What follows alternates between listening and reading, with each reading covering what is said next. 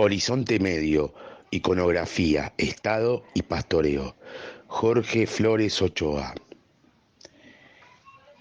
Para comenzar, quisiera dejar planteada una pregunta por el tema que me han propuesto. ¿Por qué Horizonte Medio?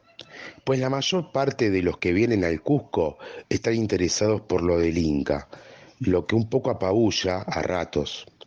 Así es que tengo esa curiosidad. En segundo lugar, deseo aclarar que yo no soy arqueólogo y Horizonte Medio es campo y terreno de los arqueólogos, no de los etnólogos como yo, que trabajan con poblaciones contemporáneas. Mi interés son los siglos XVI o XVII, así que yo estaba viendo, ¿dónde entro aquí? A lo largo de la charla ustedes podrán evaluar si logré resolver ese dilema. La relación entre los seres humanos y los animales domesticados es como la que existe entre poblaciones de seres inteligentes. Cada una tiene sus propias estrategias para producir los alimentos que necesita con lo que encuentra y para reproducirse con éxito. Cada una trata de evitar a sus enemigos. Aspecto interesante de esa relación es que generalmente existe fuerte interdependencia. En la región andina, esta fuerte interdependencia es característica de los pastoreos indígenas americanos y de las llamas y alpacas con las que interactúan. En los pastizales de la Puna, la domesticación de camélidos hace 5.000 años que está bajo control humano. El periodo de domesticación duró más o menos 3.000 años, pero es curioso que los restos que tenemos de esta época corresponden a pinturas, abrigos rocosos en cuevas, en un área muy extendida, desde la Sierra Central del Perú hasta casi el centro de Chile y norte de Argentina. Y es evidente que cuando surgen las primeras formulaciones, tanto en la costa como en los Andes, se tienen camélidos, pero es bastante también frecuente ver que estas representaciones son muy escasas. Como decía el doctor Barreda en la conferencia anterior, desde Chavín ya se tiene evidencia de lo que después se encuentra en el Horizonte Medio. Pero en Chavín hay muy pocas representaciones de camélidos, de alpacas o de llamas. Las primeras manifestaciones un poco consistentes en la iconografía son justamente del Horizonte Medio, y es allí donde interesa decir algunas cosas, aunque posiblemente sin mucho respaldo. Pero vale la pena arriesgarse. Horizonte Medio es para mí más Tiahuanacu que Wari, y los trabajos que ha estado realizando Alan Colata, un profesor de la Universidad de Chicago, que ha pasado una larga temporada en Tiahuanacu, muestran la importancia que tenía la ganadería. Y Alan Colata sostiene con mucha fuerza que el desarrollo de Tiahuanacu ya con una población urbana o un estado posiblemente bastante desarrollado, descansa sobre una agricultura y una ganadería. Son las dos fuentes de recursos que permiten el desarrollo de Tiahuanacu y del resto de las naciones urbanas. Considero a Tiahuanacu como una gran ciudad, no solamente como un gran centro ceremonial, como generalmente se cree, donde incluso hay sistemas de cloacas que permiten evacuar las aguas, posiblemente servidas, pero también las de la lluvia. Una base que en Europa no había y que muestra una complejidad tecnológica bastante avanzada. El recurso que tienen los de Tiahuanaco, de los camélidos, genera una luz de consecuencias al estar en la zona que es más propicia para la crianza de llamas. El altiplano, 3.800 metros de altura, 4.000 más o menos, es un ambiente muy propicio para criar llamas y alpacas. Y como toda esta región corresponde a lo que se llama la puna húmeda, es decir, la puna en la cual hay una frecuencia de lluvias estacionales que permite contar con pasto fresco durante más de 5 meses, lluvias como las que estamos teniendo ahora en el Cusco, que durante más de 20 días pueden presentarse como para producir alimentos suficientes para los animales. Además, que esta región está por encima de los 4.000 metros, ya no es propicia para la agricultura intensiva. Se puede cultivar, pero corre riesgo de no tener éxito. En esta región del Titicaca, de 3 años, se pierden dos en términos de agricultura. Y eso es lo que sucede actualmente. La gente sigue sembrando, pero sabe que de cada 3 años, dos van a ser perdidos. Y a más altura, 4100, ya llegamos casi al límite máximo de la agricultura. Se pueden sembrar algunos tipos de papas. Las papas llamadas por los botánicos y los agrónomos amargas, que no sé por qué tienen razón, reciben este nombre, puesto que no son amargas. Realmente se pueden comer frescas hirviéndolas, pero no son las mejores para transformarlas por el proceso de la helada nocturna y el fuerte sol diurno, en lo que llamamos nosotros el chuño, el moralla y la tunta. La papa deshidratada que pierde todo su peso al perder el agua, pero que conserva toda la sustancia alimenticia que una vez que se hidrata, nuevamente recupera toda su capacidad. Y esta papa amarga es la que puede cultivar por encima de los 4000 metros, pero con un máximo de 4100. Tal vez en pequeños lugares que tengan condiciones muy locales se pueda cultivar hasta 4150. Hay ese límite. Después solo tenemos los pastizales, casi hasta los 4800 metros. Estos pastizales son el mejor alimento para las llamas y las alpacas. Son pastizales sumamente adaptados a la altura, de poca estatura, y las hojas son tan delgadas que parecen tallos más bien. No sé si alguno de ustedes ha tenido oportunidad de ver el yichu, que es característico de esta vegetación de altura. Ese tallo tan delgado no ofrece mucha superficie para el frío nocturno, por eso no se congela, tampoco para el sol diurno. Por esta razón tampoco se reseca totalmente. Y además el tejido duro tiene mucha celulosa y lo convierte en una materia orgánica de difícil digestión para ovejas y vacunos, pero un magnífico alimento para las llamas y las alpacas. Así que este es el panorama del altiplano donde está Tiahuanacu. Es una zona básicamente de pastoreo. Las zonas de cultivo están a orillas del Titicaca, a no mucha distancia del lago. A unos 15 kilómetros del lago ya comienzan las tierras altas donde solamente hay pastizales aptos para los camélidos. Así que Tiahuanacu desarrolló la ganadería intensiva. ¿Cuál es la ventaja de esta ganadería? Es la energía que permite ampliar el radio de acción para el control de diversas zonas productivas, lo que Murra llama pisos ecológicos y que funcionan tan claramente sobre todo en esta región. En la zona boliviana se ha encontrado Tiahuanacu, pues en las yungas, en la parte baja, donde se produce coca e incluso ya está comenzando a aparecer evidencia de Tiahuanacu aquí, en el Valle del Cusco.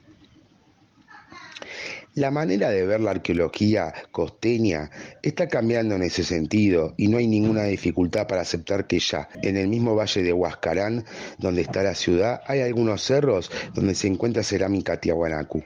La manera de llegar aquí y de venir con menos dificultad es con caravana de llamas, y las llamas pueden ser conducidas hasta 500, 800 kilómetros de distancia.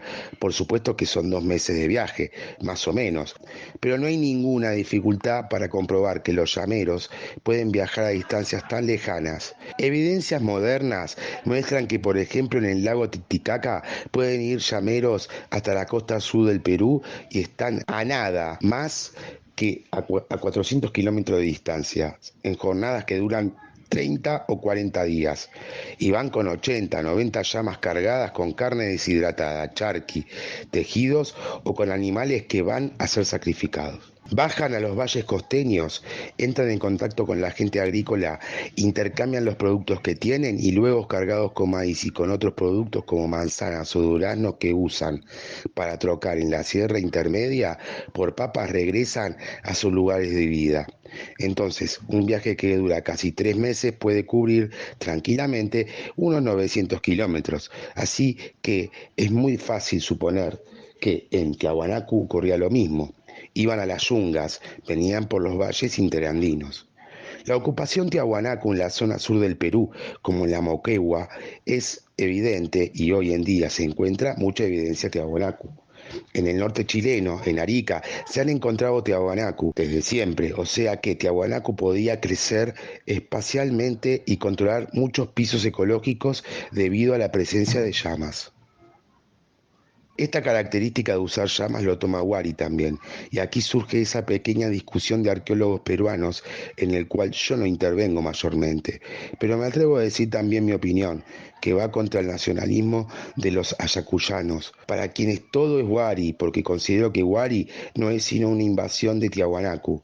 Es un Tiahuanacu del centro del Perú, pero con características que no se pueden desconocer completamente de Tiahuanacu. La aparición de Huari Ayacucho, la ciudad llamada Huari Ayacucho, de acuerdo a lo que dicen los arqueólogos como el doctor Barreda, la extensión de Huari Ayacucho es menor que Piquillacta. Piquillacta dicen que es más grande, casi el doble, y esto plantea problemas de otro tipo en los cuales no quiero intervenir, que comienza a expandirse también y comienza a encontrar muchos lugares en los cuales va creando asentamientos de diverso tipo y uno de ellos es Piquillarca. De Cusco a Ayacucho, aproximadamente, habrá unos 500, 600 kilómetros.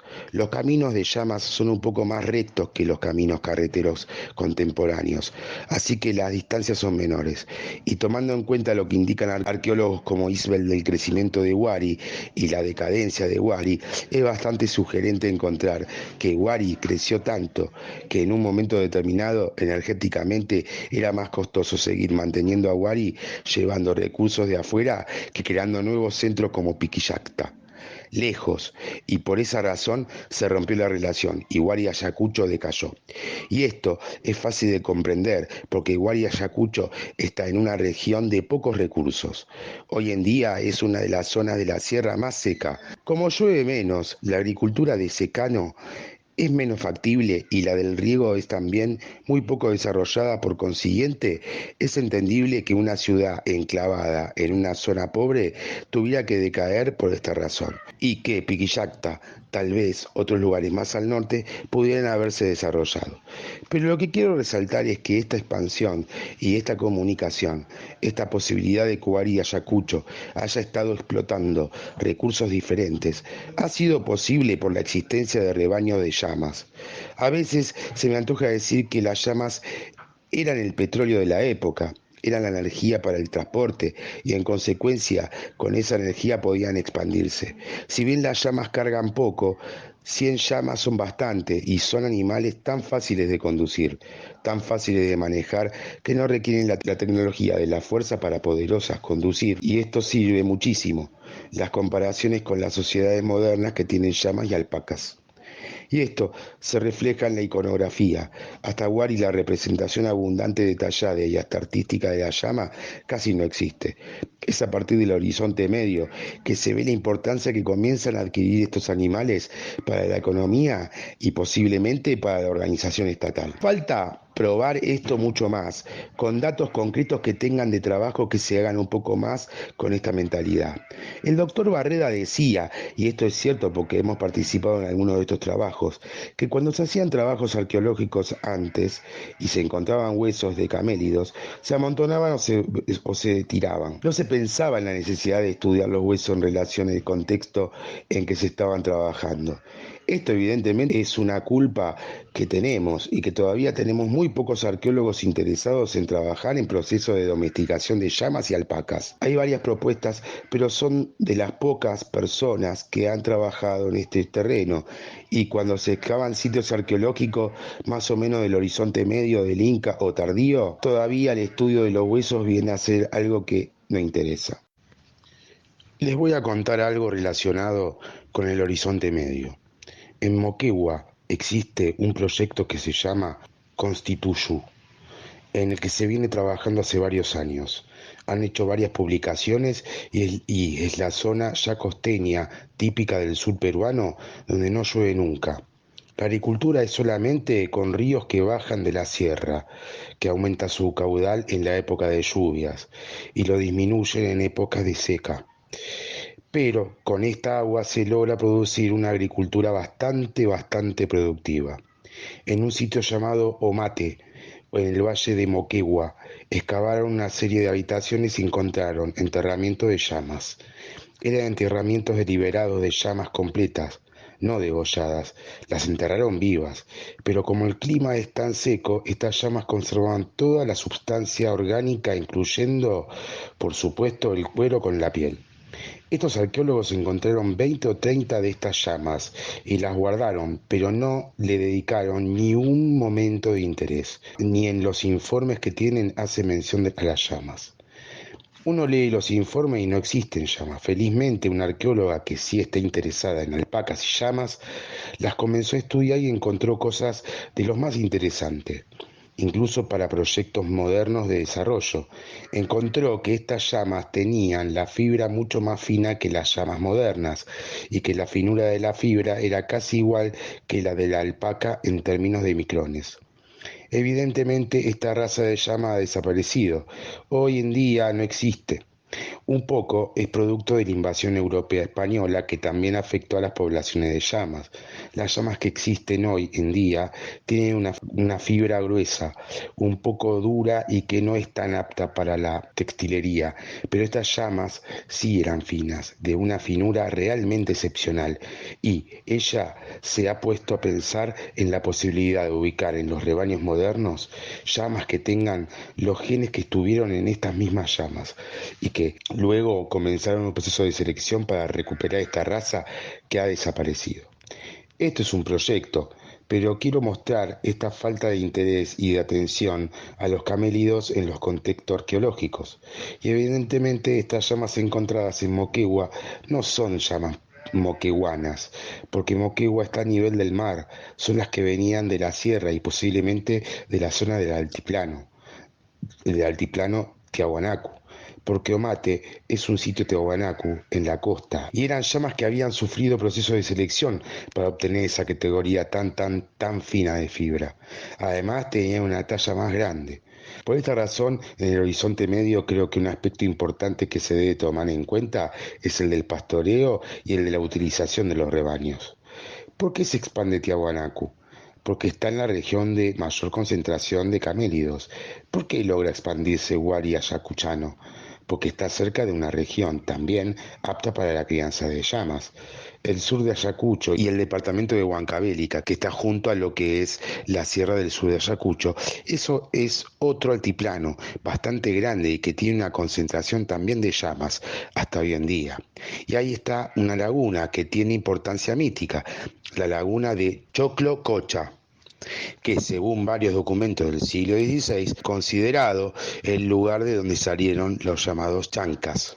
Pues había dos lugares muy importantes de donde surgieron las llamas, la cuenca del Altiplano y la cuenca del Choclo Cocha, porque los mitos, y casi todos los mitos de los que tenemos referencias escritas, las llamas tienen como un lugar de origen las grandes lagunas. Ellas salen por la laguna a este mundo, y este mito, que es histórico, se sigue conservando en las poblaciones contemporáneas de pastores. Los pastores actuales siguen diciendo que las llamas y las alpacas están en el mundo interior, viven ahí en grandes cantidades y vienen a este mundo a través de los manantiales, de las lagunas, y cuando mueren vuelven por los manantiales y las lagunas, y ahí regresan nuevamente al mundo interior, donde retoman vida y luego vuelven a salir, en un movimiento de retroalimentación muy ecológico, por supuesto, y que conserva, como digo, fidelidad con los mitos recogidos en los documentos de los siglos XVI y XVII. Así que la expansión de Ayacucho también yo la puedo entender poniendo este ingrediente de la disposición de los rebaños de llamas en cantidad. Y por último, para reforzar un poco esto, los incas surgen en este pequeño valle que ven ustedes. No es un valle grande, es un valle estrecho, es un valle chiquito y los incas se desarrollan aquí. Parece que al mismo tiempo en el que un piquillacta está funcionando un establecimiento huari. Los incas están comenzando a desarrollar aquí, pero muy incipientemente. No pasan de ser unas cuantas decenas de auyus establecidos en este lugar. Comienzan a expandirse poco a poco. Su expansión es lenta, difícil. Incluso un valle cercano que es el Anta, por el cual van a pasar ustedes cuando vayan a Machu Picchu y está a unos 15 kilómetros, no pudo ser controlado por los incas. Y como no lo pudieron controlar, dieron una solución bastante interesante. Declararon que los de esta zona también eran incas, es decir, los asimilaron y los declararon de la misma nación. Y los incas comienzan a crecer así, poco a poco hasta que Tupac Yupanqui llega al altiplano y sus peleas con los del altiplano son largas y durante mucho tiempo no logra vencerlos. Los invade una vez, los invade otra vez y es resistido, rechazado y vuelve a ir. Hay referencias de combates muy sangrientos, donde la sangre corría tanto que parecía una laguna, hasta que Tupac Yupanqui toma una decisión que es la que toman todos los políticos en situaciones similares. Se casa con la hija de los señores de esa región. Entonces se vuelven aliados, por supuesto. Y a partir de ese momento es increíble ver cómo la expansión del Tiahuantinsuyo es violenta y rápida, porque de Tupac Yupanqui a Huanca Cápac no hay más de 50 años de diferencia, pero en ese lapsus los incas llegan hasta Quito, llegan hasta Cuenca, llegan hasta Tucumán, llegan hasta Santiago de Chile, porque al casarse Tupac Yupanqui con la hija del rey Colla, entró en relación y en control de los rebaños intensos de las llamas que había en esa región. La energía que le permitía transportarse y moverse con la rapidez que no tenían antes cuando debían, me imagino, tenían que cargar todo eso en las espaldas. Esa expansión de los incas parece que va relacionada con este control de los rebaños de llamas y alpacas. Por esa razón es que el Horizonte Medio es de alguna forma una experimentación para lo que después hicieron los incas. Creo que es la habilidad de los incas. Los incas no inventaron, no destruyeron nada. Cuando aparecen los incas ya hay metalurgia, hay textilería, hay arquitectura, hay ciudades, hay plantas domesticadas, hay animales domesticados. Los incas no crean nada nuevo en ese terreno. Lo que crea es un sistema de organización que sí es un poco diferente y en el cual estoy seguro el control del rebaño de llamas y alpacas ayudó muchísimo. De ahí la importancia del tejido de la economía inca, porque el tejido se convierte en un recurso estratégico que se maneja políticamente. Y aquí entramos en terrenos más históricos, que nos alejan del Horizonte Medio, que como digo es un terreno más de arqueólogos que de etnohistoriadores. Entramos en un terreno en el cual me manejo con más comodidad. Me gusta la arqueología, me interesa, pero no hago arqueología, porque no me gusta contar tiestos. Entonces, por esta razón es que yo prefiero ver lo que dicen los arqueólogos. Paso por alto las páginas donde están contando tiestos y leo las conclusiones. Creo que la idea de la ciudad y de la formación urbana es bastante importante, tanto en Huari, Ayacucho, como en Tiahuanacu, pero incluso en Pucara. De Pucara los arqueólogos pueden decir más. Pucara es un centro urbano y parece que se desarrolla en un sitio estratégico, entre dos zonas productivas muy importantes, con un sistema agrícola de gran productividad, no está al lado del lago, por lo cual han creado una consistente tecnología que son las cochas. Cocha es laguna en quechua. Son sistemas que permiten cultivar aprovechando mejor el agua de lluvia. Hay una zona productiva muy intensa, pero Pucará está en medio de otra zona de ganadería. Pucará, al centro, controla esos recursos. Eso le permite desarrollarse urbanísticamente y anteceder a Tiahuanacu. Las estructuras ceremoniales de Pucara son bastante impresionantes, son grandes y solamente pueden ser hechos por gente que dispone de mucho tiempo libre y recursos como para mantener a los trabajadores que las están construyendo.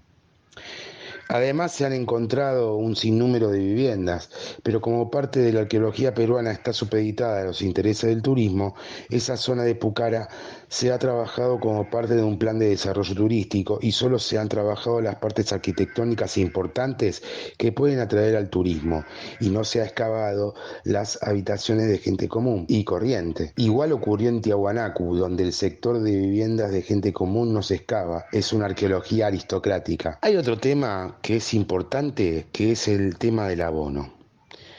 En parte sí, pero no mucho, porque para los pastores de la puna el guano de llama y alpaca es combustible, es un excelente combustible. Se han hecho estudios y tienen mucho más poder calorífico que la leña, así que eso no se desperdicia, se guarda. Además hay una ventaja, las llamas están tan bien educadas que solamente hacen la deposición en determinados sitios y uno puede ver 4 o 5 alpacas haciendo su fila por ocupar el lugar. Si son pastores, no guardan eso para abono. Ahora hay pastores, agropastores, que tienen agricultura y ganadería, entonces ellos utilizan los corrales para cuidar las llamas y las alpacas, y después ese corral lo usan como tierra de cultivo bastante bien abonada. Flores Ochoa va a contar un mito sobre el mundo andino de las llamas y las alpacas. El mundo estaba poblado como ahora, pero había muy pocas llamas y alpacas y había un pastor aquí que cuidaba las llamas y las alpacas. Pero en el mundo interior había inmensos rebaños de llamas y alpacas que eran propiedad del Apo. El Apo era el señor de las montañas. Las montañas más altas son Apos. Son divinidades hasta hoy en día. Y un documento de Cajambo de comienzo del siglo XVII, cuando uno de esos evangelizados estaba quitando sus ídolos a los indios, y uno de ellos le dice: ¿por qué quitas nuestros ídolos? Llévatelos si quieres, pero, a ver, llévate este cerro que es nuestro verdadero Dios. Le preguntan a Flores Ochoa qué papel tienen las vicuñas, porque habló de llamas y alpacas, y él responde: hemos hablado de los dos domesticados, las vicuñas no. Guanacos no hay casi, hay una pequeña reserva de guanacos en la costa norte, creo que hay 200, 300 guanacos. El Apo, hemos hablado de él antes, es el dueño, es el señor. El Apo es igual que nosotros, come, bebe, pelea, tiene esposa, tiene hijos y también tiene sus rebaños, y los rebaños son los animales silvestres. Entonces las vicuñas son las alpacas, los guanacos, los venados son las llamas, los zorros son sus perros, y así todos estos animales pertenecen a Apo. Por eso es que un campesino andino no caza vicuñas. Los que cazan son la gente urbana o la gente que está modernizándose, es capaz de quitarle sus animales. Los campesinos los protegen, pero no los perturban, los dejan vivir tranquilos. Y además no compiten por pastos con las alpacas. Las vicuñas comen otro tipo de pastos. Los tres animales comen diferentes tipos de pastos. La llama come cualquier cosa. Es un estómago resistente. Las alpacas comen pastos muy frescos, húmedos, casi siempre verdes, y la vicuña los más chiquitos. Le preguntan a Flores por un plato que tenía dibujos de alpacas. Y él responde: el plato se llama cocha. Cocha es laguna, pero cocha es cualquier cosa que contenga agua. El océano es mamacocha. Bueno, todo lo que es femenino, mejor dicho, todo lo que es permanente, todo lo que es duradero, todo lo que es inconmensurable es femenino. En la visión andina, las aves y los peces son parte de este mundo acuático, y ese mundo acuático es fuente de vida, origen, de ahí vienen las alpacas entonces. Esos platos están representando las aves que tienen que ser las alpacas, y los suches son parte de ese mundo acuático.